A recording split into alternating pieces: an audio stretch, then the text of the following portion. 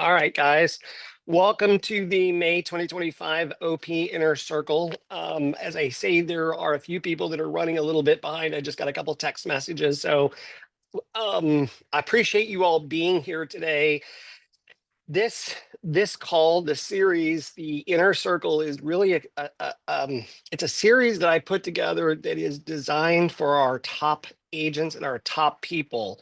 And this is really just an opportunity for us to be able to spend time together talking about higher level concepts, higher level thinking, things that are team building, leadership, money, estate planning, personal development, that inner journey that we're on, success, failure, those types of topics. And we don't always have a chance to really engage in some of those topics when we're busy with our daily business. So this is kind of a chance to stop and think and kind of work on ourselves a little bit.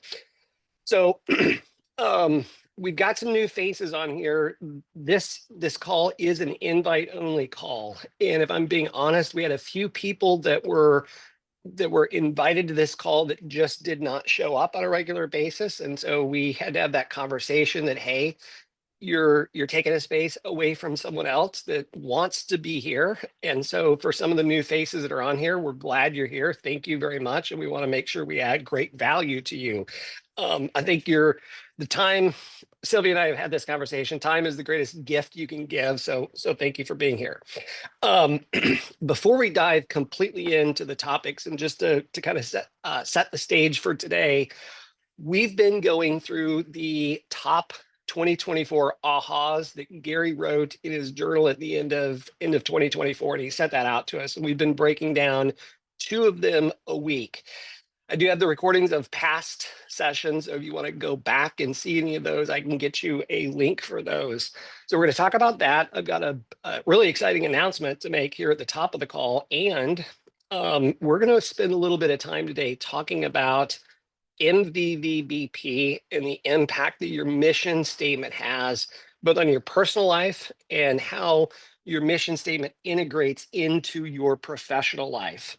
And we've got an exercise that we'll walk through together so that we can, if you don't already have a mission statement when you're done with this session, you will be on your way to actually crafting and writing your mission statement. So under the heading of announcements, things that are happening that are exciting, some of you know that we've been working for a good little period of time to build a ground up mortgage operation. And this is not a joint venture or an MSA. This is actually a true from scratch mortgage operation that's just ground up. And I'll tell you why this is important here in just a moment. But I'm really excited to announce that we actually today officially have our mortgage leader that signed his employment agreement. He is going to start June 1st, and that is the last domino that needed to fall for us to be able to get this operation moving forward. So I'm just going to share with you real quick on the screen here. This is Echelon Home Loans, and I want to share a little bit of information about this because you all will have the opportunity to become owners in this company, and we're going to talk about how that looks. So first of all, as I said, this is not a JV. This is a lending platform that we're actually building into the brokerage that will become a part of the brokerage. And just like many other operations, consumers really like one-stop shopping. So this is our brand and our brand identity. It's a very upscale brand. We've hired someone that is extraordinarily talented, that has been in the brokerage space for a long time, really understands the industry, understands customer service, great communicator, highly intelligent individual. And we could not be more excited, to be candid, to have this be the launching loan originator that we're working with. We do have, and lips are sealed, we do have another LO that we are in conversation with that we are also equally excited about. And I think that individual is equally as excited about the opportunity as we are. So long-term, the goal is to have 2 to 3 LOs in each location so that you've got some choice. And To understand kind of what's different about this, first of all, we're launching and capitalizing the company so that when we open the investment opportunity up for our agents, we will already be investing in a profitable ongoing operation. We've launched this model before. The last time we did it, we launched it with agent investment upfront. It worked great. It's been wildly successful. And yet there were some lessons that we learned that we realized, hey, if we get it profitable, it kicks off the agent's revenues a lot more quickly. So we're working towards that. So just some details to know about the mortgage operation. A little bit like, well, two things. First of all, this is a fully scalable operation. So what I mean by that is this operation will live inside our coastal living collection offices, all of our coastal living offices. We also we'll move into external retail locations. We have the ability to scale it up and down the coast. We have the ability to partner with other brokerages. We have the ability to expand into other states. And we've looked at what is the model look like for $1 billion mortgage company. That's about 8,000 units a year.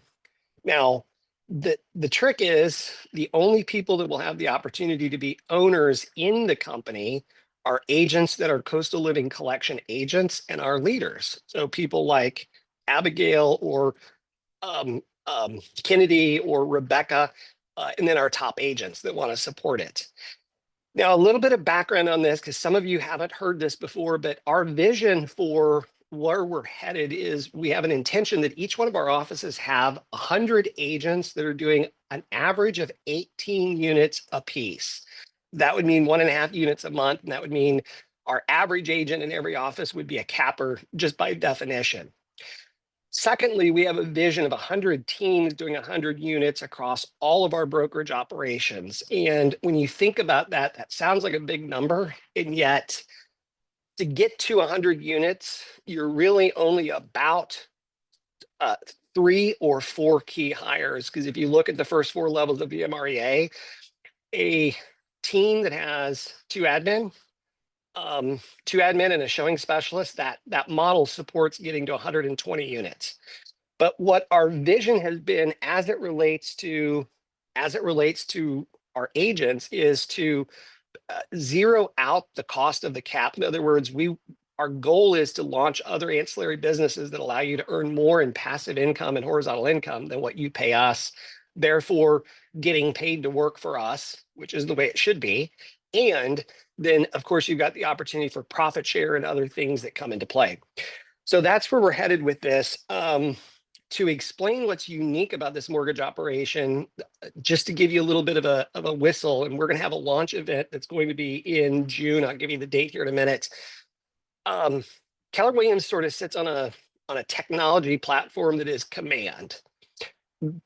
Echelon Home Loans is the same way. It sits on a technology platform that allows everything to be done through an app interface. And our Des Moines operation, we've been operating there for about 3.5 years, is slick as can be. Every agent that we've shown the app to is pretty funny because really quickly they always say, do you realize how much time this is going to save me? And some of it's just little bells and whistles, like whatever your customer is approved for, if they're approved at, let's say, to 900 and you find something that's 765 and it's 9 o'clock at night, you can actually dial the approval letter from your device and actually create your own approval letter that's legit and binding from your device. So you can just dial it down to 765 so that they don't see that they're approved for 900, and you don't have to wait for your LO to get it to you or there to be any delay. The other thing that happens is that there's real-time updates inside the app. And so when you send it to a consumer, you can see that they've opened it, that they've made the application. You can see all of the interactions. You can see when appraisal comes back. You never have to do that 3-way texting, and you never have to do that, hey, where are we on something? Because you've got real-time accessibility to that. The LOs can communicate with the client through there. They're still going to pick the phone up and call. They're still going to text, do those types of things. But for peace of mind, you've got that in place. And then the third thing that really is unique is that this is a mortgage brokerage operation that puts the consumer first. And what I mean by that is they actually go out and shop for the best rates for the consumer, and they bring back 3 or more, but typically 3 different offers from different lenders, different wholesale sources, so that the consumer can see here's the exact rate, here's the exact APR, here's the exact fees, and can actually compare between those options and make sure that they pick the right option for them. So there's a whole lot of other benefits and bells and whistles that you'll learn about. So I just want to share with you, you can save the date, Tuesday, June 17th. We're going to be having a launch event. It's going to be an afternoon event, and then we're going to have some cocktail and reception after that. That's going to be an opportunity for you to meet the team, meet our new LO, learn how the app works. We want you to get really comfortable with it. And then separately, in the 2 days that follow that, there will be workshops at the individual offices. You can go to anyone that you choose, whichever one's closer.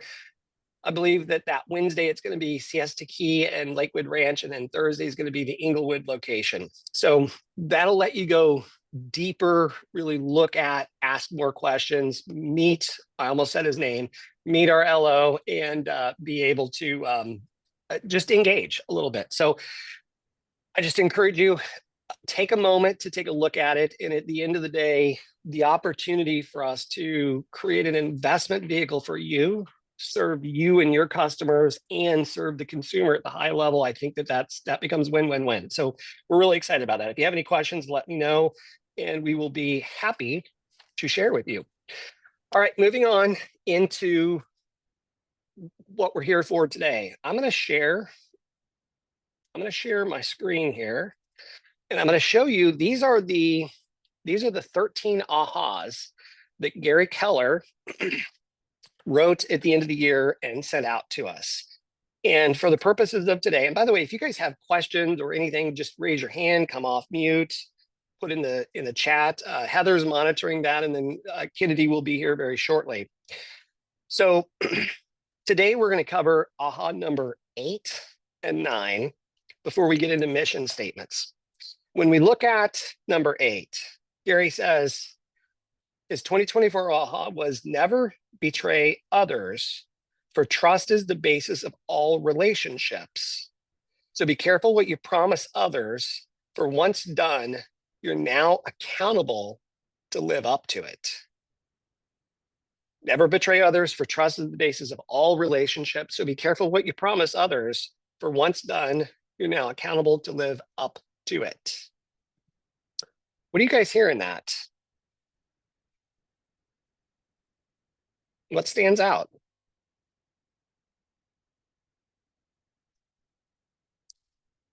I know you're all real estate agents. I know you all have something to say. Setting proper expectations with people. Yeah, that's good. That's good. So in my usual format, I've gone through and really kind of broken this down a little bit. And when I look at this, this is really about the ethical principle that's rooted in integrity and leadership and emotional intelligence. And if we break that down in the context, trust is the foundation of everything. Trust is everything in the world. And if you've not read the book, The Speed of Trust, this is a fantastic book. It was a New York Times bestseller many years ago at talking about how trust speeds up decision making, how trust can take something that would otherwise take months to put together and can cause it to happen in an instant. The follow-up book is Smart Trust. So these are 2 really good books to be able to read on these topics. So when we look at this, when we're thinking about leading agents, serving our clients, or building partnerships, even running our family, your influence, your impact, and your longevity all depend upon whether people believe you will do what you say you will do. Now, it seems really obvious, and yet, this is our opportunity to reflect on it. I made some notes and some comments and wrote some coaching questions on this. And one of the notes I put is betrayal doesn't have to be intentional. We can sometimes betray on accident. The best intentions can sometimes still lead to the wrong road. So betrayal isn't a dramatic act of dishonesty. It can be as simple as failing to follow up when you said you would. And by the way, these are great. I mean, I read through some of these and I was like, ooh, there's a couple of these that sting a little bit. So that means I have opportunity just like everyone else. I am human. Failing to follow up when you said you would, overcommitting and under delivering, promising support, but being emotionally unavailable. So saying, I'm here for you, but then not truly being there for you. I think Gary's saying, be careful what you say yes to, because your word becomes your bond. And in the one thing, Gary talks about the fact that every yes has to be defended by 1,000 no's. And so we have to be really careful what we say yes to, and kind of sometimes make sure that we're saying yes to the right things. I wrote down that accountability follows every promise. When you give your word, whether casually or formally, you're creating an expectation in someone else's head. That expectation becomes your accountability. And I wrote down, high integrity leaders live inside accountability, not only to maintain the trust, but to grow their influence and grow their relationships. And the last thing I put on this is this also connects to your personal brand and your leadership credibility. And we were talking with Julian about social media. We were talking with David about social media here. And I wrote, your personal brand is built not only on your marketing, but on your consistency, your dependability, and your ability to follow through. So it's both. The personal branding brings them in. The glue is that ability to follow through. And I wrote, Gary's encouraging us to protect trust as sacred, to think before we commit and commit to only what we can truly intend, what we only can truly intend and are able to deliver. Okay. So before I go into some questions, some coaching questions that you can kind of use to think about this, what are you hearing in this? What stands out? What's significant or meaningful for you?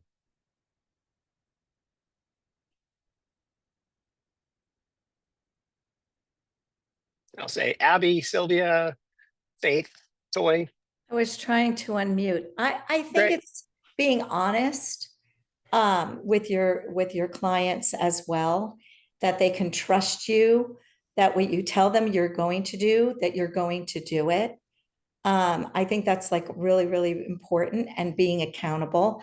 I mean, what stuck out to me is like, I'm a man of my word, you know, that phrase. And once you say you're going to do it, you should really follow through. And they respect you for that as well. Yeah. And Sylvia, what I love about what you just said is the two most powerful words in the human language are I am, because whatever you put after that is what you will become. So in those moments where we are maybe not following through on our commitments, that affirmation of I am somebody that follows through on my commitments always, all of a sudden, that's who you will become. Life is lived inside to the outside. That's a great statement. Good. Anyone else? All right. I think the stating that when you're operating out of trust, it helps others make decisions quicker.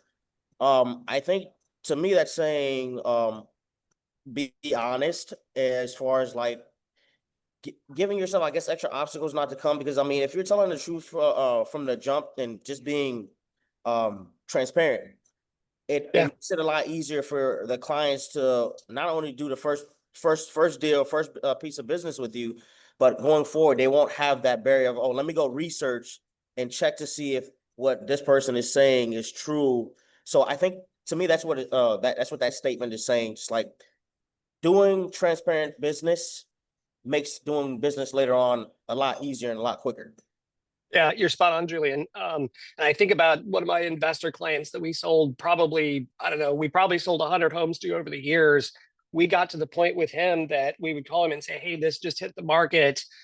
It's going to sell fast. It's hot. You probably need to offer this amount. And he'd say, send me the offer right now and go present it. And it was, sometimes he wouldn't even go look at it, but we had built that trust with him over so many years that he knew that we knew what he was looking for. We knew what he was looking for, vice versa, and the speed of trust. And again, you're just joining us. This book is a great book that talks about how to build trust and maintain trust. So fantastic. Anyone else?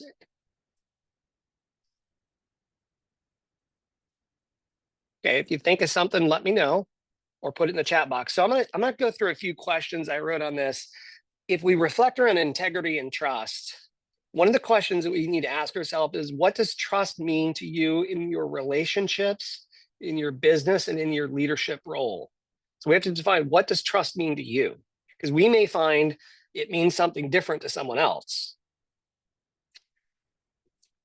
Whose trust are you currently stewarding, and how are you protecting it well?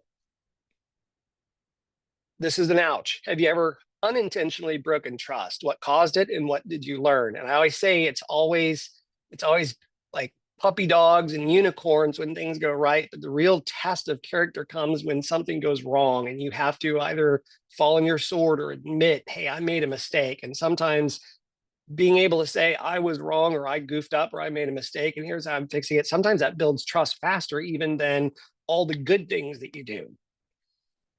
When was the last time you said yes to something you weren't fully aligned with or prepared to follow through on?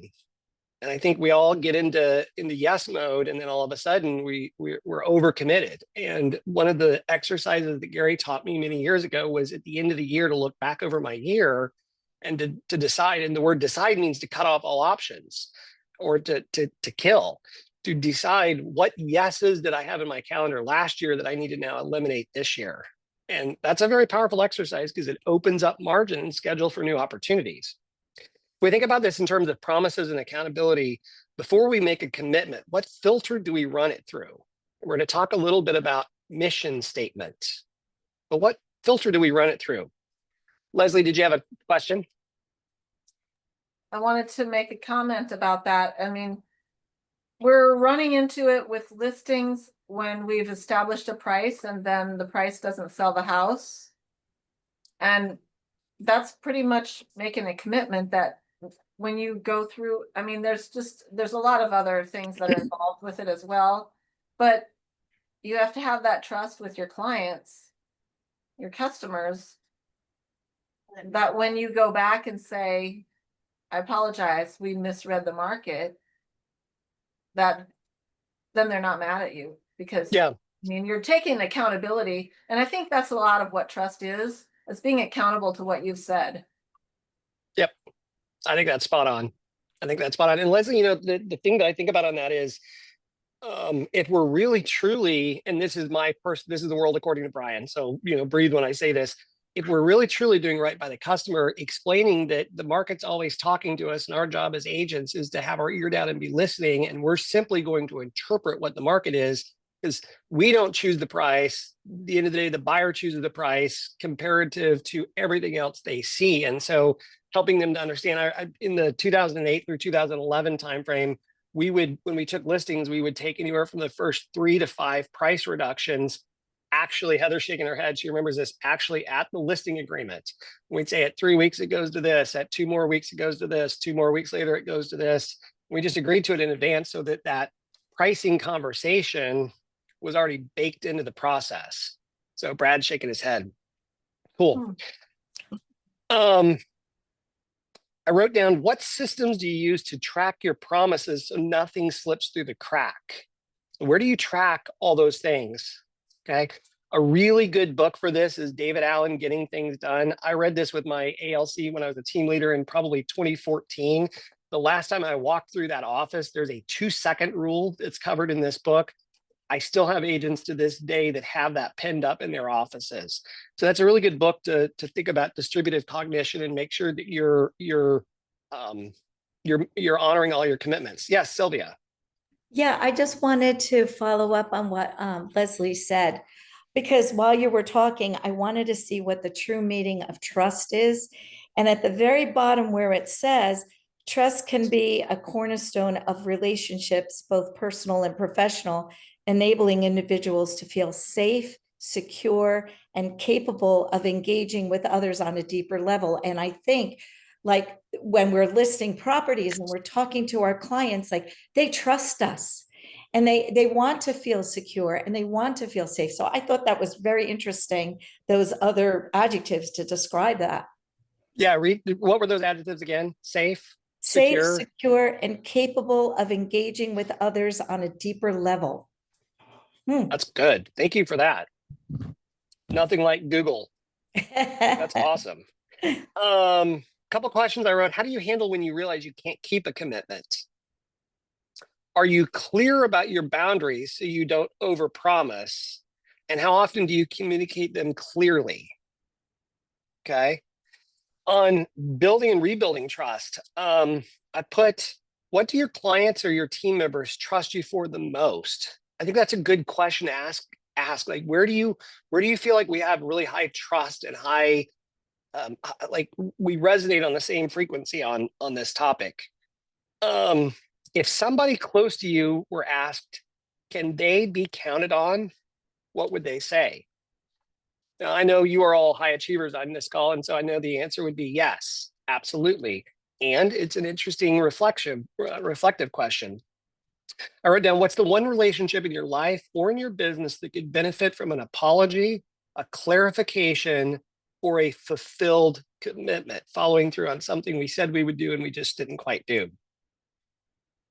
Lastly, I put, what daily practices can help us stay in integrity professionally and personally?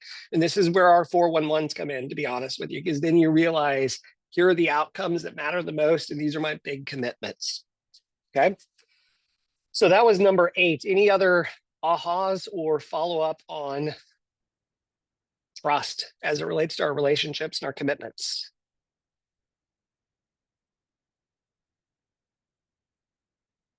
All right.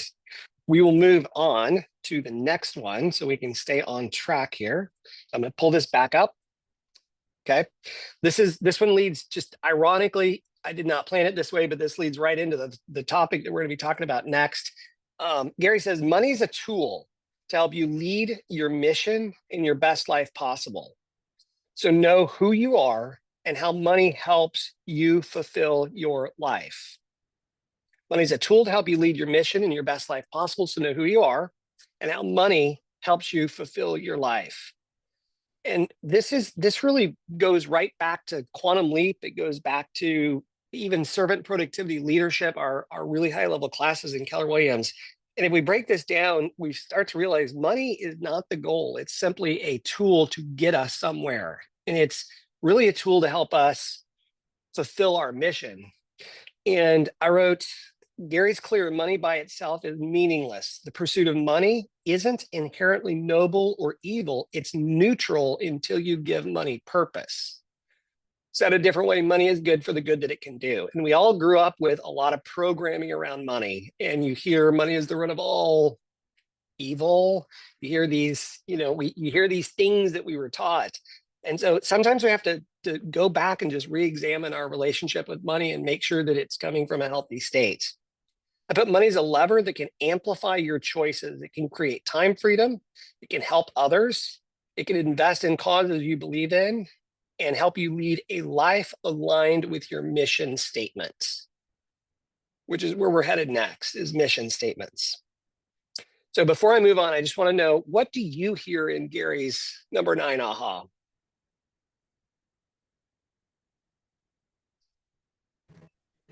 So that's the money is a tool, correct? Yes. So I've recently thought about this a lot, and I've been thinking that, people say, do you want more money or want more time? And I've been thinking money will help you get time back. So for instance, as an agent, money can help you guys get time by, okay, cool, I can hire a transaction coordinator, I can hire Abigail, she can do this for me. I saved 20 hours in my week for this one buyer. Or, okay, cool, I can hire these, a buyer's buyer's agent or an assistant who can help me with this and that.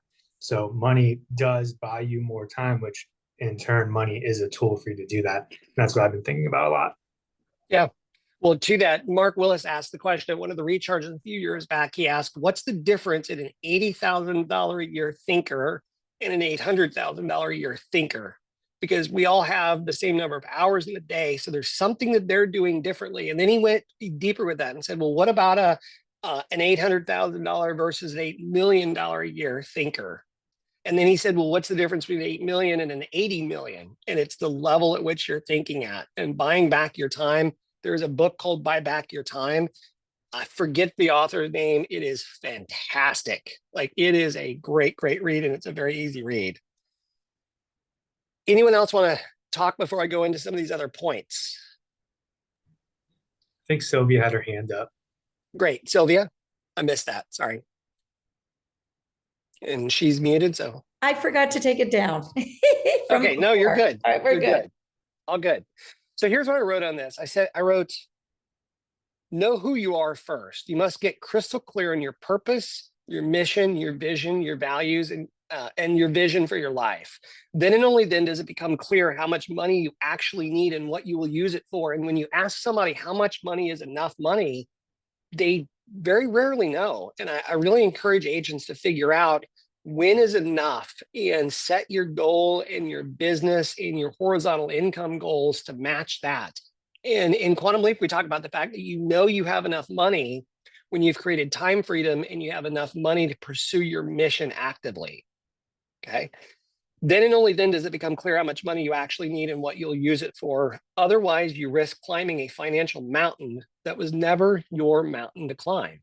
So be careful what cliffs we're going up. Make sure we've got our ladder leaned against the right goal. I wrote down financial literacy meets life design. Gary Zaha blends personal growth and financial discipline. Know what you value, set goals aligned with that, and then use money as the engine to get you there.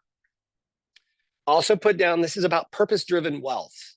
I think agents often confuse money with security or success, but money is only meaningful when it's connected to your purpose. Okay. Some of the coaching questions I put down are, when it comes to clarity of mission and purpose, what does your best life look like for you? In other words, on a Tuesday afternoon at 2:00 in the afternoon, if you were living your life by design, what would you be doing on a garden variety day? Who would you be surrounded with? What activities would you be engaged in? What cause would you be giving to or supporting? How would you be interacting with your family? I put down, what mission are you here to live out, and how clear are you on that mission today?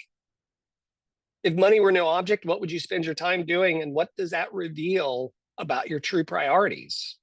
Are they in line, or do we need a checkup from the neck up when it comes to the priorities that we're pursuing? And the reason I say this is because I know everyone on this call is this way. We're all driven, high D people, and we do, and we do, and we do. And the challenge is sometimes as driven people, we can do, and all of a sudden we wake up and we have a handful of do. I see you laughing at that, but it's true. You can sometimes just work yourself into a lather and not end up where you want, what you want. Marriages, addictions, like all those other things come from sometimes the pain of the doing. I put down, what are 3 things that matter more to you than money, and how can money support those things? This is really a connection to your mission statements. Are you designing your life around your values or around the pursuit of income? It's a good question. We look at money as a tool, not a goal. How does money currently serve your mission, or how does it distract from it? Do you know your freedom number, the amount of money or passive income that's required to live your life by design? And I call that being 100%er. It's creating enough streams of passive income that your lifestyle is paid so that now you have optionality. Now, I've pared back. In my 40s, I had 17 different streams of passive income, and that did pay for my lifestyle. And in fact, when I went through a period of my life where I had some challenges that showed up in life because life is messy, I didn't have to work for about 2.5, 3 years because everything was paid for. That's security. I put down, what part of your financial life feels in alignment with your purpose, and what part feels out of alignment? And if you think about a car, when you drive a car that's out of alignment, it's shaking and it's scary and you can't go very fast. So alignment is really critical. But do your current spending habits reflect what matters most to you? And in terms of financial intelligence, meaning purposeful living, what is your relationship with money? Is it scarcity? Is it security? Is it freedom? Is it a tool? Is it a scoreboard? What would happen if you stopped trying to make more money and started focusing on making your money work harder for you? Always a good question. We cover this in Quantum Leap, the 4 areas of a productive life. How would you lead your family, your team, or your community differently if your financial base was already secure? Good question to ponder on. 2 other questions I wrote. What systems do you have in place to make your money work for your mission? And that includes budgeting, investing, creating passive income, tracking your net worth, tracking your horizontal to net worth number so you can see where you are, what's your ratio. What's one small shift you can make this week to align your financial choices more closely with your life vision? Because if life is lived inside to the outside, it's first creation internally, then second creation in the world. And you start to realize that life is simply all about making choices. So where do we need to make a shift to align those financial choices with our life vision? Takeaways I put down: money should be mission-driven, not ego-driven. Clarity about who you are must come before financial planning, and financial freedom isn't the end goal, it's the beginning of a life lived by design. Okay. What'd you hear in that? What stood out? What resonated? Faith is grinning. Either someone told a joke or she's thinking something. Oh, honestly made me laugh. So you stated, how would you run your team differently if your financial foundation was already there? Yeah. Yeah, that would have to change. I mean, yeah.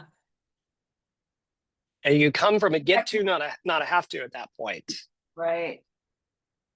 Right. And Wow. Yeah. Oh, go ahead. No, Oh, go ahead, Leslie. Just thinking out loud, you go ahead. Well, I was going to say, and at some point, all of a sudden, your focus turns now from how do I get mine to how do I get them theirs. And when we think about the mortgage company, we could very easily launch a mortgage company and go, it's all ours. I just fundamentally believe you get further faster with people. And so this is about being able to create opportunities for other people, because I'm a firm believer that when you create enough opportunity for other people, the world creates opportunity for you. It's just the energy that we put out. Who else? What else stood out? I'll go. I think what stood out to me, especially being a young person and having a lot of friends, I would say financial intelligence isn't really taught, and I think should be taught a lot more, especially to my generation, when like keeping up with the Joneses is very much so social media. You see everyone traveling, and I want that too, and then but they're really in so much debt. And what you said was, is your current spending habits aligning with your future goals? Well, if I want to be a homeowner, why am I spending all my extra income on clothing or vacations? And not that those things aren't also a priority, but discipline, especially in this area of your life, is huge. All the millionaires you meet, most of them talk about how they were penny pinching and eating beans and rice, when they were in their younger years. So I think that's definitely puts that into perspective, that if I want these things, I need to discipline more myself and my finances to make sure that I will achieve them, or else I'm going to look back 5 years from now and go, wow, I didn't achieve the becoming a homeowner in the next few years, but I have clothes in my closet that I don't even fit anymore. I think that perspective was valuable. Yeah. Priorities. Good. I love that. And I think the reality that is buried in what you just said is the world is set up to make you average. And average is the best of the worst and the worst of the best. And I don't know about anyone on this call, but I don't want either one of those in my life. I don't want it for my kids. And, Gary talks about that in terms of, if you said to your spouse to be and you're asking them to marry him, and you go, hey, Heather hopped off. Hey, Heather, let's get married. One thing I can be certain about is we're gonna have a very average life. We're gonna have average kids, and we're gonna drive an average car, and we're gonna live in an average neighborhood, and we're gonna make an average income, and we're gonna make an average, life together. She'd be like, no, sorry, like, next. But that's what the world does, is it's packaged to make you average. And when you realize that the only way that you'll be different 5 years from today is two things: the books and the information that you ingest and the people that you surround yourself with. And if you're becoming the average of the 5 people that are closest to you, who are you becoming based on who you're hanging out with? And I, in Quantum Leap, I talk about doing a friendectomy. I realized I was in the wrong friend circle, and they were all high income people, but it was, I hate my kids, I hate my job, I hate my wife, pass another beer. And I finally went, this isn't the conversation I want to have. And I was very intentional about creating those new relationships. So yeah, that's good. One other thing, there's a book called The Millionaire Next Door. And I will say that I read that book, and it's one of those books I kind of closed it and went, I don't think I agree with it. And it was because it was all about scarcity and like how to drive the lowest speed so you can save the most amount of gas. I'm going, yeah, but that's not a life worth living. That's like trading something for something. That's not abundance. And so when you realize that you can go create the life that you want and still do it in an abundant way, you do have to be smart about it, but you can do it in an abundant way. That's a completely different conversation in that book. David Osborne, who's a very large Keller Williams operator, he wrote a book called Wealth Can't Wait. Fantastic book. I typically reread that about once a year. So cool. All right. How do we do? You guys still hanging in there? Okay. Let's talk about how we put this into action. So in Quantum Leap, we talk about this concept right here. Let me just put this down and share the screen. Know that I will have to adjust my camera here just a little bit. Okay, so we talk about the 4 areas of productive life, and it starts with who am I and what is my life going to be about? Then it's, okay, now what am I going to do professionally and how do I maximize the outcome? Then it's moving to the other side of the quadrant. Now, how do I grow that into a business? So I move out of the self-employed or the individual productivity, and now I move into business productivity. There's actually, even though it says hire, train, manage, or recruit, train, consult, which is what it says in the MREA, there's actually 13 points that are buried under this in terms of the 13 business building pro formas that's covered in a completely separate class. And then lastly, it's what's our money going to do? So who am I? What am I going to do professionally? How do I grow that into a business? And then how do I parlay that into financial productivity? But this is the important thing. And I think this is where I think Gary's brilliant on this, is he starts with MVVBP first: mission, vision, values, beliefs, and perspective. And if we take a look at it from this perspective, Gary says people cannot live life to its fullest potential without bringing their own purpose to it. So if we really just kind of review what this looks like, your mission statement is, it's why you're alive. It's that ongoing thing that you are pursuing. And sometimes it can be what we call your big why.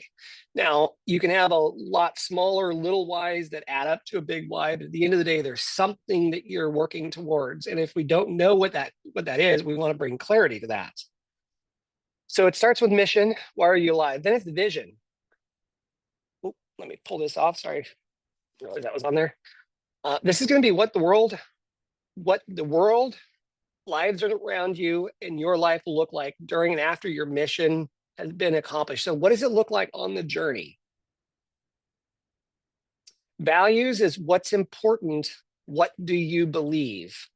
And I'm going to, let me stop that share. I'm going to just show this to you as you develop your MVVBP, your mission, vision, values, beliefs, and perspectives. You can find these on Amazon. It's the One Thing core values cards.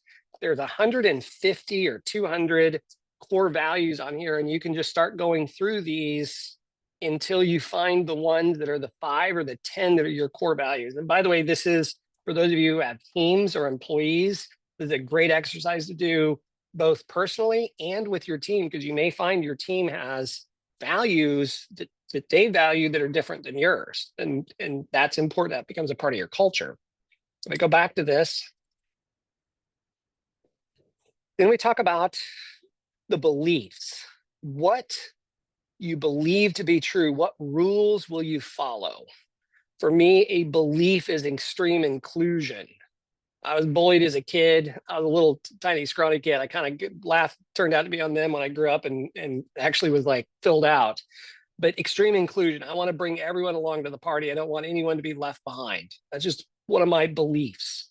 So what do you believe? And then lastly, it's your perspective, how you view yourself in your situation at any given moment on that journey.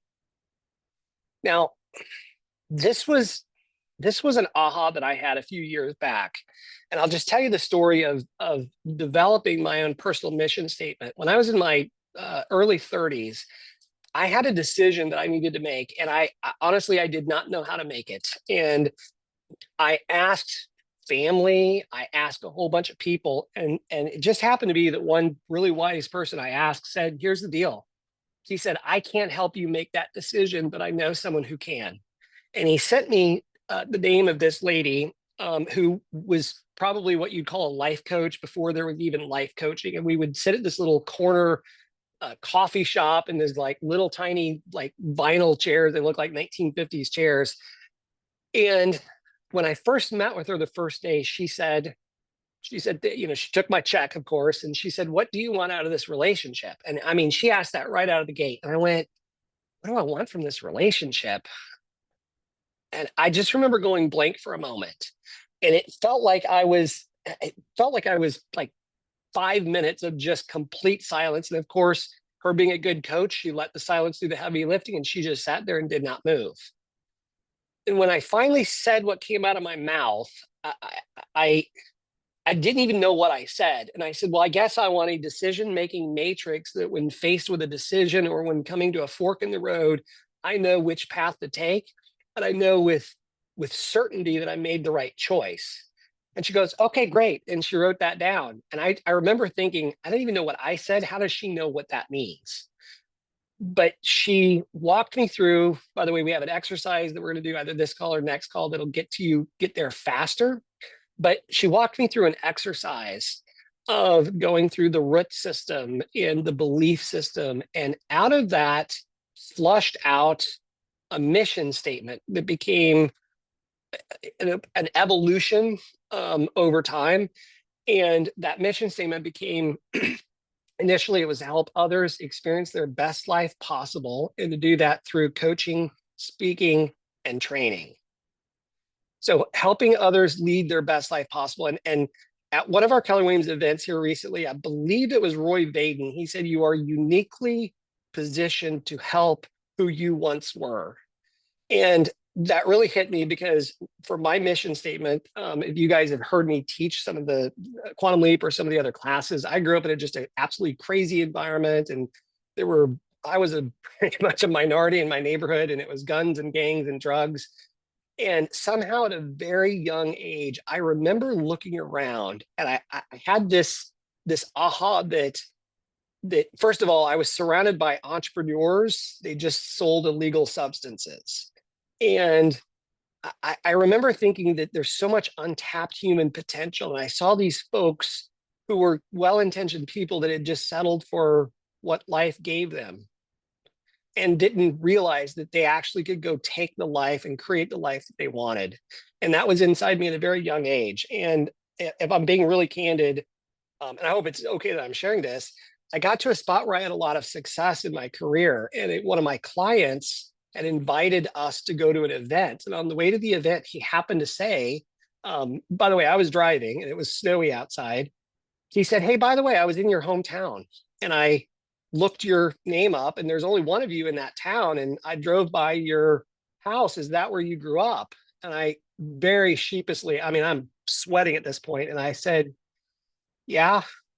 And all he said to me was, we didn't know. And he was referring to, he had no clue that I had come from the environment that I came from. And at first I was embarrassed. I was truly, truly embarrassed. But as I thought about it, I started to go, well, yeah, how did I go from where I was to here? Like, what was that pathway? And as I thought about that, I started to realize that I had some waypoints and some classes and some mentors.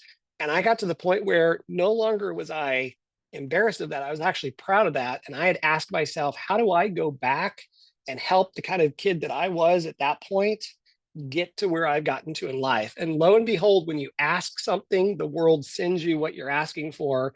About a month later, Gary Keller gets on stage and says, our training changes people's lives. And so many people say, I wish I'd have known this when I was 20. We're going to create what was KW Kids Can, and now it's KW Next Gen. And we're going to go back and teach young adults 18 to 30 how to lead an intentional life and get off autopilot and build wealth building habits and build productivity specific habits that put them in the pilot seat, not on autopilot in their life. And that organization I've been involved with for a decade, and I've had the opportunity to teach kids in 5 countries. And so your mission statement, the reason I tell you this, is probably embedded in a cause, an event, a topic, something that you're highly emotionally connected to. It's probably inside you already. And then we have a skill or a gift or a talent that we can use to be able to then go bring that to life in the world. Now, when it comes to mission statements, I do want to tell you this. You have to have permission to date it. So all the time when we do mission statement exercises, we always get, well, what if I pick something wrong? And the reality is you're not going to pick something so wrong that it leads you in the wrong direction. What will happen is it's like a suit. You put on a suit coat and go, ooh, hey, this one doesn't quite fit. So I know I need to go up or down in size. So when you develop that mission statement initially, you just have to date it. You got to try it on. You don't have to marry it. You just have to put it somewhere that you think about it and you reread it, because what's going to happen is you're going to go, ooh, it's not that, but it's actually this. And here's where that goes. And I'll share this and then we'll move on to one last item. I realized that my mission statement, as I coached with agents, as I taught, as I experienced people, I started to realize there were 2 types of people in the world. There were people that said, I am the way I am because of how I grew up. And then there were those others that said, you don't understand, I am the way I am because of how I grew up. I was like, wow, isn't that interesting? We get to choose the meaning that we associate with the events of our life, and we get to choose what that meaning causes us to go. And people go in 2 very different directions when they do that. And so I did change my mission statement over time to say the mission for my life is to help others experience their best life possible and to ease their suffering, which is the meaning that they associate with the events of their life. And I do that through speaking, coaching, and training. So by the way, helping real estate agents experience their best life possible through a fantastic business, that's an extension of my mission statement. Teaching Quantum Leap is an extension of my mission statement. Kennedy, Heather, and I are about to go teach 250 young adults Quantum Leap for 2.5 days. That's an extension of the mission statement. What I'm doing here is an extension of the mission statement. And the reason I say this is when you figure out what that mission is, then you start to see opportunities all around you to then go fulfill it. Now, the second part that I'm going to tell you on this, and this was a huge aha for me, was that I did not realize that my business needed a mission statement also. And even though it was intuitive to realize like Nike's got a mission statement, it didn't dawn on me that my personal business needed to have a mission statement. And as I made my journey through Quantum Leap, I started to think about that. And my aha was that your personal mission statement and your business mission statement needs to dovetail together so that they really complement each other. So while I covered my personal mission statement, the mission for Wentz Group and all of our organizations is transforming lives everywhere through real estate. And we do that in 3 ways. 1, we transform the lives of our consumers by helping them with their quality of life goals. 2, we transform the lives of our agents and our leaders by helping them to become a self-led, actualized person that leads their best life possible. And then 3rd, we transform the lives of our community by making our communities be a one thing or a Quantum Leap community where we're impacting the next generation of our youth. And our values spell out the word wealth. And when we got really clear on that, all of a sudden people went, I want to be on that train. I like what you represent. And that made it easier to attract talent in our businesses, talent in our real estate team, and it gives direction and purpose to that. So here's what I want to leave you with on this. I'm gonna pull one item up for you. Okay. Let me go here. Screen.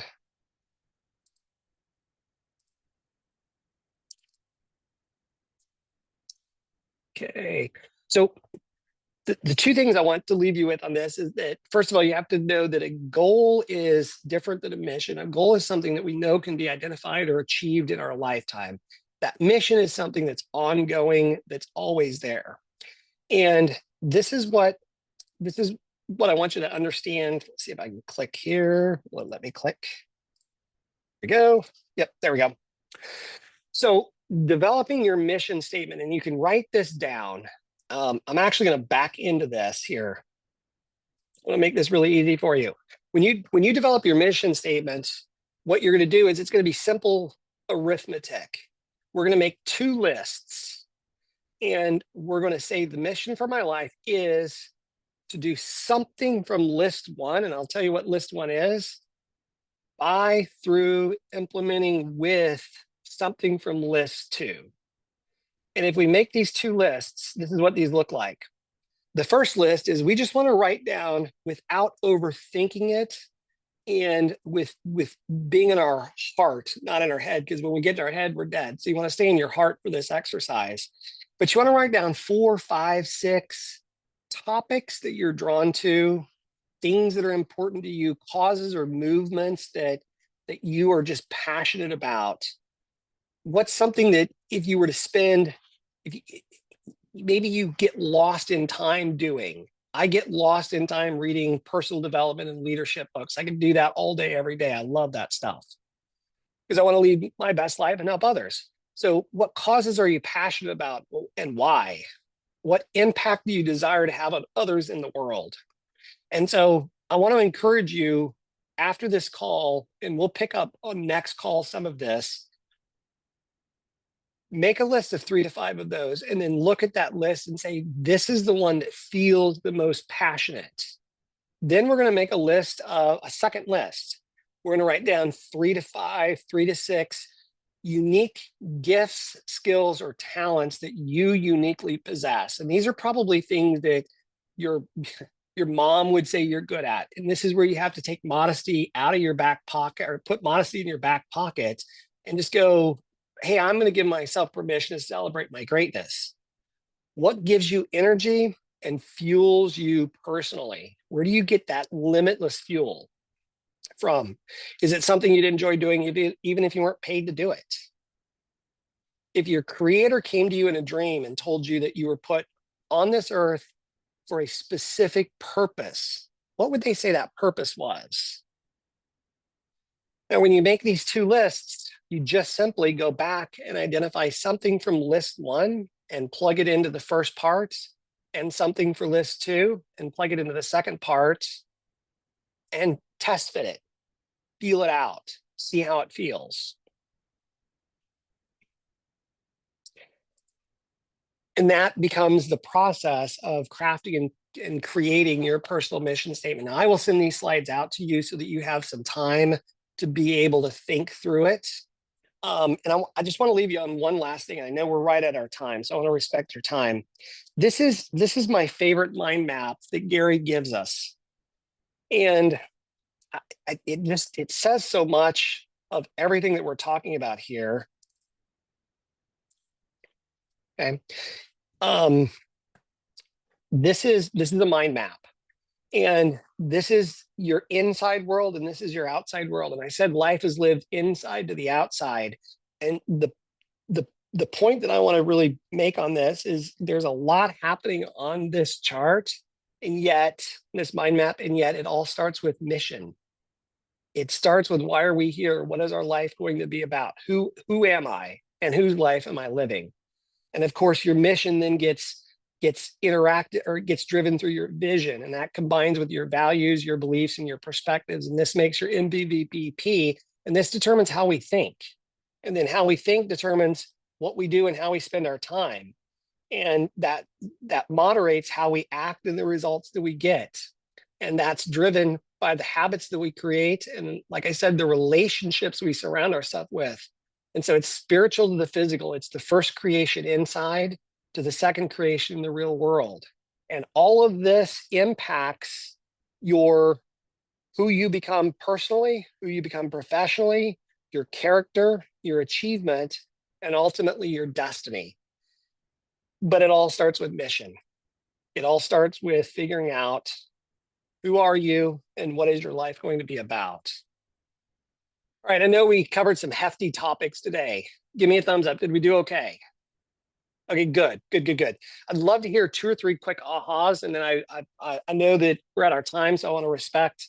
I'd love to just hear what'd you take away, what'd you connect with, what was significant or important about the conversation.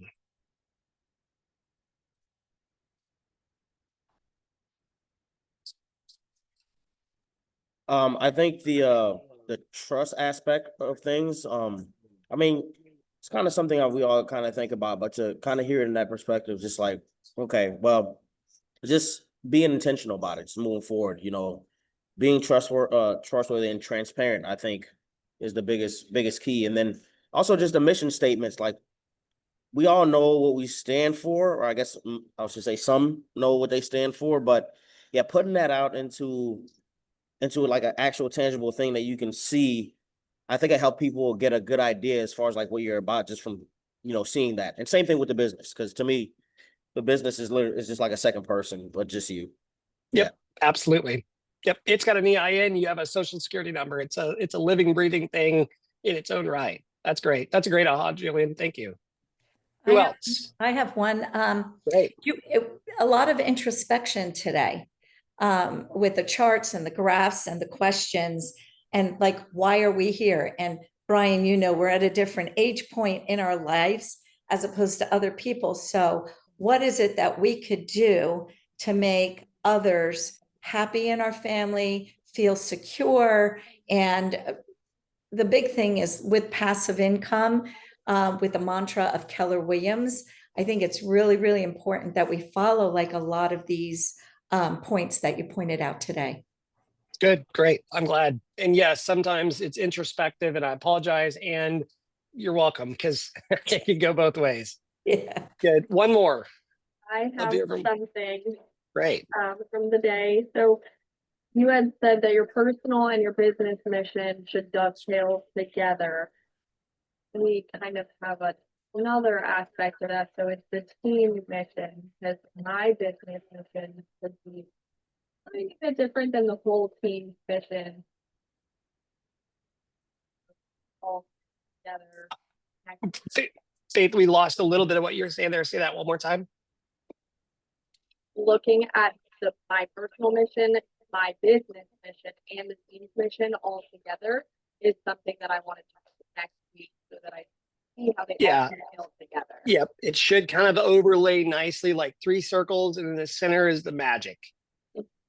But again, when you figure out what you're about and what your team's about, you will attract people that want to go where you want to go. And that's a really big key thing to team building.